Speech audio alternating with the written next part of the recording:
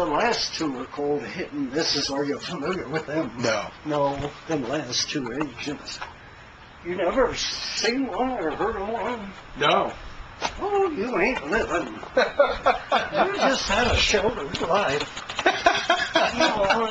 I don't think I can guarantee this will start in cold weather. And with that, 80-year-old Jack Morris picks up a crank, inserts it in the motor, and starts spinning it with all his might. But you ain't never seen nothing like one of these things.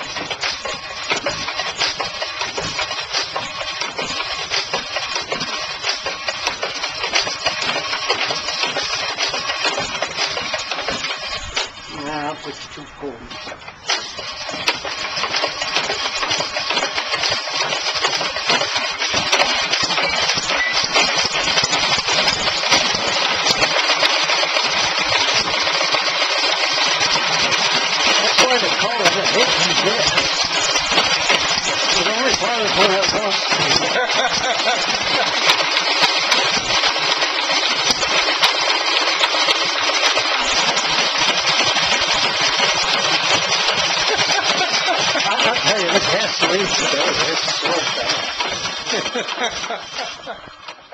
Jack is a collector of motorcycles and motorcycle memorabilia, and he's written a book on the history of Akron motorcycling. And two guys kept every weekend was arguing about where this motorcycle shop was in Akron. And I said, you guys, I'm getting tired of it. I'm going down to the Summit County Library in the microfilm, and I'll find out where that motorcycle shop's at. Well, 12 winters later.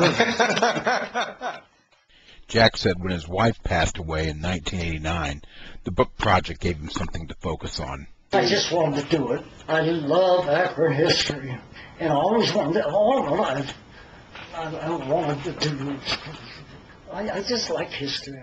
One of the endearing things about Jack is his sense of humor. He told us jokes all day long and also gave us a great story about his father's experience in motorcycling. Yeah, my father had good stories about motorcycles. Him and his brother back in the 20s bought a motorcycle, and it was an old Harley, but never did find out what year it was. But they got it running, and my dad says it was his brother that did it, and his brother says it was him that did it, got on it, didn't know how to ride it, and it got away from it and went right up the kitchen steps and into the kitchen. Oh, no. And that was the end of his motorcycle. When Jack built his first house, money got a little tight and he had to sell his motorcycle.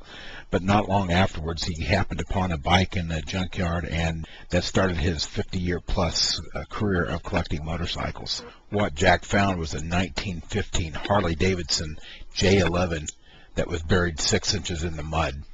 I knew the motorcycle shop for years because my dad had bought me a 38 Indian when I was 15. Okay. And bought me that 41 Cushman when I was 13, 12. And I'd been to that motorcycle shop a lot of times when I was a kid. Yeah. And I went back looking for a bike, and that was the cheapest thing I could find. $40. $40. Wait, $40, and he threw it in a bunch of horns and lights, and then about it took me almost 15, 16 years to get it together. Yeah. And every time I got a little bit of extra money, I'd go back. My buddies tell everybody I bought it new. After looking at Jack's extensive collection, I couldn't resist asking him if he had a particular favorite. And at first he started to answer, and then he checked himself, and it's interesting. Here's what he said. Well, naturally, the 15 Harley is my favorite because... No, that's not true. No, I don't have a favorite motorcycle. I don't have a favorite car because I don't want to offend the others. What a great way to spend an afternoon with Jack, hanging out with him and checking out his motorcycle collection and hearing his great stories of his life in motorcycling.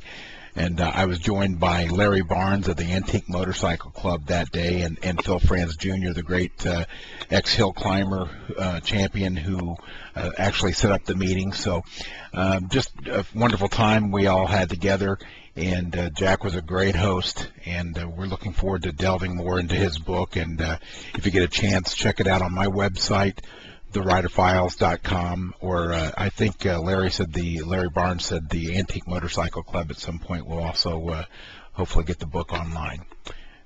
My minister says, Jack, you're so old you can remember when Dead Sea first got sick. When the Dead Sea first got sick?